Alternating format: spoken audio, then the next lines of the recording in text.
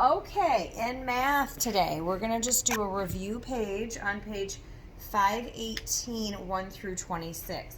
Now, it's pretty easy. I just wanted to review the three vocab words. Now, remember, gram is going to measure mass. It's how heavy something is. It's going to measure mass. Meter measures length. So here's a meter stick, and there's 100 centimeters in a meter, and so on.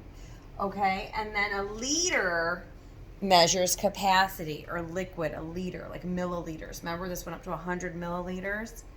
Okay, so they're going to ask you a bunch of questions, and you can always look back in the book, and it's pretty self-explanatory, except when you get to copy and complete on 16 through 21, those can get kind of confusing.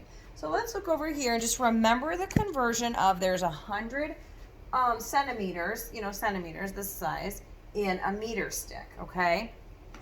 So if I have 3 of these meters, am I gonna multiply by 100 or divide by 100? If I have 3 meter sticks and they want to say, hey, how many centimeters are in that? How many of these babies are in all of these? Well, I'm gonna have to count all of these up or multiply to make it larger. So we got 100, 200, 300 centimeters. So when you're going from centimeters to meters, or you know the amount of meters and you want to know how many centimeters, well, it's got to be what? 300, because you're multiplying. Now, it gets a little more complicated if you know, so I have 27 centimeters. So I only have 27 of these. So I can get rid of these 2 jokers. And I only go up to 27. I only have this right here up to 27. Do I even have 1 full meter? No, I don't even have half of a meter, because half a meter would be 50 of them. So I must have to divide.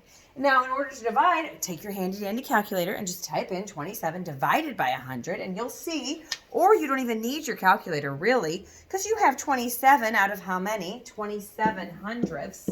That is your answer, but when your calculator doesn't do a fraction like that. A calculator doesn't have the denominator and the cute little line. Calculator will pop it right into a decimal for you because it's easier to do on the calculator. And then it would be point, so 27 out of 100 looks like 0.27 or 27 hundredths. Okay, so that's how you do those crazy ones over there. That's when you do the 16 through 21. So just remember the conversions. Now remember, how many grams are in a kilogram? 1,000. So you're either multiplying by 1,000 or dividing by 1,000. Let's see here. Anything else? You can look back in your book. It's kind of fun. It's very easy, 1 through 26. Couple questions on for your journal. Is 14 degrees Celsius above freezing? Is 28 degrees Fahrenheit above freezing? So 28 degrees Fahrenheit, my bad, Fahrenheit. We're used to Fahrenheit. When we say, oh, how cold is it outside? It's 28 degrees. Ooh, brr, we know that's cold. Okay, because the freezing point in Fahrenheit is 32 degrees Fahrenheit. If it's 31 degrees Fahrenheit, we might have a snow day because we could get snow. If it's 33 degrees Fahrenheit, could be cold, but you're not going to get snow because it will just come down as rain or sleet. So 28 degrees Fahrenheit, it's pretty stinking cold. Now, they say, 14 degrees Celsius. Is that below freezing, or is that above freezing or whatever? Look back on your little thing, on your little thermometer. But what did we say? That 30 degree, well, anyway, I'm not going to give you any more answers. You can look back if you want.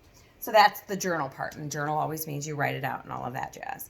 Okay, so that is page 518, 1 through 26. Have fun doing it.